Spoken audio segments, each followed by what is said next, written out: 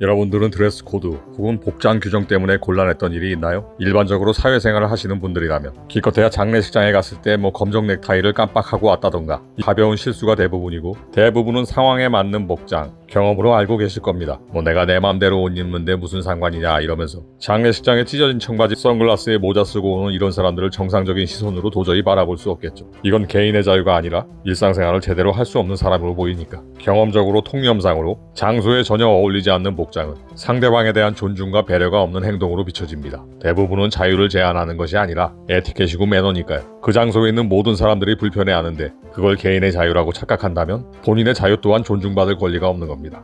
비판하려는 의도의 영상은 아니고요. 오늘은 드레스 코드, 복장 규정 때문에 일어난 에피소드이기 때문에 잠깐 곁다리로 샜네요. 오랜만에 유럽 여행에서 있던 경험을 꺼내볼게요. 유럽의 많은 문화유적지는 카톨릭과 관련이 있습니다. 특히 이태리는 교황청이 오래전부터 있었기 때문에 대성당 같은 문화유적이 많죠. 대표적으로 로마의 성 베드로 성당, 그리고 밀라노의 두오모 등이 있는데요. 이런 곳들은 카톨릭 신자가 아니라도 입장에 제한은 하지 않지만 엄연히 복장에 대한 규정은 존재합니다. 오늘은 밀라노의 두오모를 보러 가서 이런 복장 규제 때문에 생각지도 않은 우연으로 썸을 타게 된 경험을 유럽 미녀의 시점에서 한번 풀어보겠습니다. 성당에 갔다가 남자와 만나 뜨거운 밤을 보내게 된다. 듣기만 해도 뭔가 불경스럽고 왠지 죄를 저지른 이야기처럼 들리겠지만 그냥 장소가 성당 앞이었을 뿐이니 오해하지는 마세요. 내가 이태리 여행 중에 있던 일이었어요. 밀라노에 와서 유명한 두오모 대성당을 보기 위해 갔는데 입장하기 전부터 당황스러운 일이 생겼답니다. 난 그때 무릎 위로 올라오는 스커트를 입고 화려한 무늬의 스타킹을 신고 있었거든요.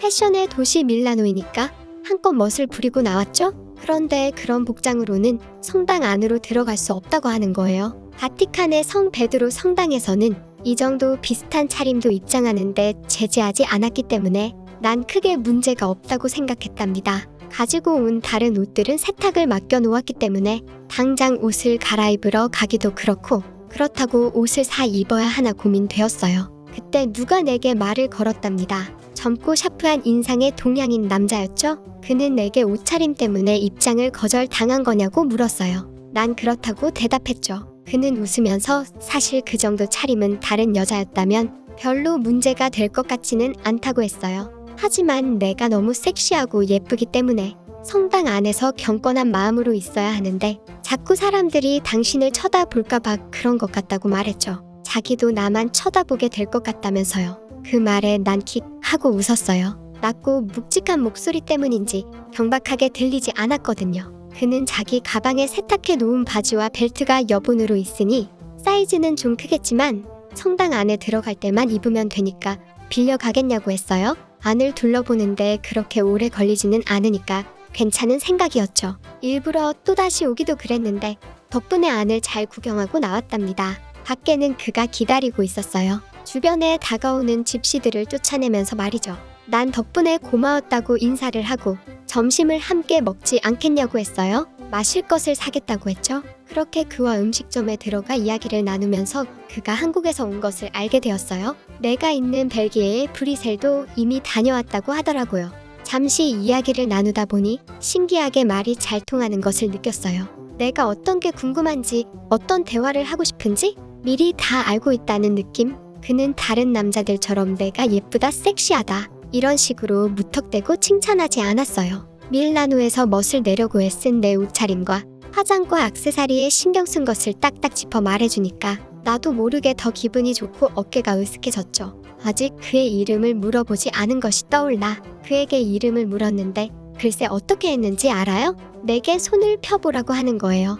난 영문을 몰라 손바닥을 폈더니 펜을 꺼내서 내 손을 잡고 손바닥에 자기 이름을 썼어요. 너무 자연스러웠지만 그가 거침없이 내 손을 잡았을 땐 두근거렸죠? 그리고 손바닥에 글씨를 쓸 때 간지럽고 야릇한 기분이 들어 나도 모르게 등줄기가 짜르르한 느낌이었어요. 그리고 씩 웃는 그가 아까보다 매력적으로 보였던 건 착각이었을까요? 자연스럽게 우린 함께 밀라노 시내를 동행하게 되었어요. 그러다 가끔 괜히 손바닥을 펴보면서 아까 야릇했던 느낌이 머리에 떠올라 풍경에 집중하기 어려웠답니다. 그는 너무 신기하게 내가 목이 좀 마른 것 같으면 잠시 기다리라고 하면서 아이스크림을 사오거나 힐을 신고 걸어서 조금 다리가 아파지면 잠깐 쉬었다가 가자는 거예요.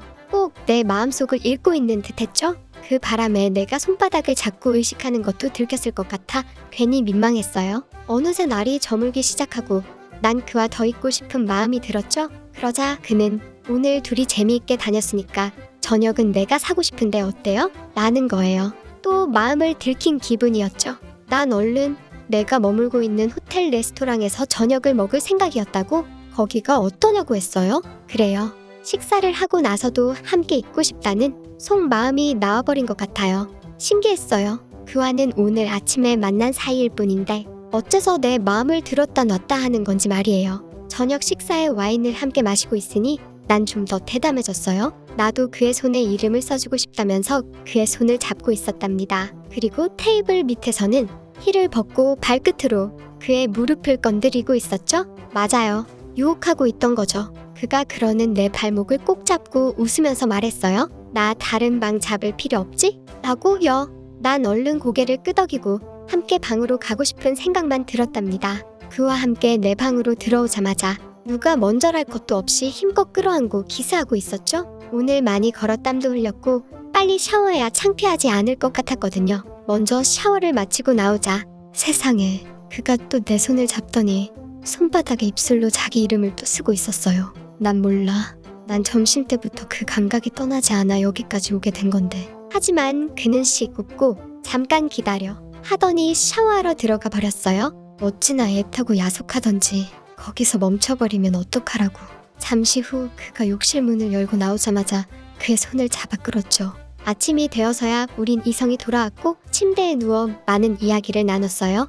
그도 나도 여행 중이고 서로 너무 먼 곳에 사는 사람들이라 이 관계가 잠깐의 불꽃으로 끝날 거라는 생각이 들었죠. 그렇게 생각하자 시간이 아까웠어요. 하지만 그도 나도 이 관계가 우연한 사건이라는 걸 알고 있었어요. 난 브뤼셀을 떠날 생각이 없고 그도 단지 지구 반대편에서 온 여행자였을 뿐이니까 밤을 한 번 더 보내고 그와 연락처를 주고받으며 인사를 했어요. 만약 그가 내 근처에 네덜란드나 프랑스에만 살고 있었어도 좋았을 텐데 그는 담담하게 브뤼셀에 가게 되면 꼭 연락을 하겠다는 말을 하고 작별 키스를 하고 헤어졌답니다. 지금껏 내게 다가온 어떤 남자에게도 느껴보지 못한 강렬한 기억을 안고 브뤼셀에 돌아갔어요. 언젠가 그를 한 번 더 만나면 좋겠다는 마음과 감각은 묻어둔 채로요. 네, 성당 앞에서 만난 것뿐이지 신성한 장소에서 뭐 불경스러운 짓을 한 거 아니니까 아무 문제 없습니다. 제가 두오모를 보고 나와서 그 당시 앞에 있었는데 뒷모습만 봐도 엄청 섹시한 여자가 좀 실랑이를 하더니 돌아 나오는 거예요. 근데 사실 옷차림 자체는 그렇게까지 자극적인 건 아니었는데 이건 또 누가 입느냐가 중요하잖아요. 보는 순간 엄청 육감적인 미녀였던 거죠. 그래서 아마 보통 사람이라면 봐줬을 수도 있을 것 같아요. 근데 완전히 섹시 다이나마이트 같은 느낌이 풍기니까 이런 여성은 남들보다 더 얌전하게 입어야 할 필요가 있는 거죠. 그냥 나도 모르게 눈이 가니까요. 저도 갈 때 살짝 캐주얼한 바지를 입고 가서 혹시 모르니까 더 클래식한 느낌의 바지를 한 번 더 챙겼거든요. 그런데 이게 그렇게 유용하게 쓰일지 몰랐습니다. 바지 한 벌이 제대로 효자 노릇을 했죠. 그런 걸 보면 역시 인생은 타이밍이고 로맨스는 순간에 좌우된다는 불변의 진리. 알고 보니 패션의 도시 밀라노에 왔으니까 나름 나올 때 엄청 꾸미고 신경 쓰고 꽤나 멋을 부렸던 거죠. 액세서리, 화장, 코디, 스타일 하나하나 신경 쓴 게 눈에 보이니까 조목조목 하나씩 짚어서 이야기해주니까 엄청 좋아하게 되죠. 그렇게 그냥 끝나지 않고 나중에 브뤼셀에 가서 한 번 더 만났어요. 하지만 이건 스토리 자체가 조금 사건이 있어서 수위가 많이 높아요. 그래서 회원 전용 영상으로만 공개할 생각입니다. 사실 오늘 영상도 회원 전용 영상으로 올린 거에서 뺄 건 빼고 수위는 낮추고 건전 버전으로 올린 거거든요. 그래서 뭔가 빠진 듯한 기분은 어쩔 수 없어요. 무삭제 버전이 궁금하면 회원 전용 영상 찾아보시던가요. 그리고 또 밀라노 두오모는 입장을 할 때 성베드로 성당에 비해 조금 더 복장 규정이 까다로워요. 유럽 쪽 대부분 대성당이나 종교 관련 유적은 복장 규정이 확실히 있죠. 이건 장소가 장소인 만큼 그 종교를 안 믿어도 규칙이니까 지켜줘야 하는 게 당연한 거죠. 반바지, 맨발에 슬리퍼, 샌들, 짧은 미니스커트, 가슴이 드러나는 옷, 민소매 나시, 당연히 이런 차림으로 들어가는 거 무례한 짓입니다. 이런 거 무시하고 들어가려다 꼭 난동 피는 사람들 있죠. 나중에 막 경찰도 오고 99.9%가 이제 중국인들. 설마 이런 걸 가지고 서구권 사람들이 괜히 이상한 규칙을 만든다, 이걸 뭐라 하는 사람은 없겠죠. 한번 입장을 바꿔서 불국사나 합천 해인사에 와서 법당에 들어가는데 외국 사람이 똑같은 소리 하면서 신발 신고 들어가 봐요. 그럼 뭐라고 할 겁니까? 똑같은 거예요. 서로 존중할 필요가 있는 거다. 그러므로 내가 내 마음대로 옷 입고 싶은 대로 입는데 무슨 참견이냐? 장소 안 가리고 이런 마인드면요. 그럴수록 누구나 싫어하게 되고 사회에서 외면받는 게 당연한 거예요. 존중과 배려가 없는 사람을 누가 좋아합니까? 드레스 코드를 지킨다는 것 자체가 전 세계 어디를 가도 상황과 서로에 대한 존중과 배려이고 매너와 에티켓입니다. 그러므로 상황에 맞춰 장소에 맞춰 옷을 제대로 갖춰 입는 것만으로도 센스 있고 호감 가는 사람이 되는 지름길이란 것을 꼭 기억하셨으면 좋겠다는 말로 오늘 영상을 마무리하겠습니다. 영상이 재미있었다면 구독과 좋아요 그리고 멤버십 회원에 가입하시거나 슈퍼땡스를 통한 후원도 가능합니다. 멤버십에 가입한 분들은 회원 전용 배지와 함께 더욱 재미있는 경험담이 담긴 회원 전용 영상을 보실 수 있고요. 슈퍼땡스를 후원하는 방법은 지금 화면에 나오는 대로 내용을 참조하셔서 직접 후원할 금액을 선택하실 수 있습니다. 슈퍼땡스로 후원된 금액은 전액 어려운 이웃들을 위해 기부할 예정입니다.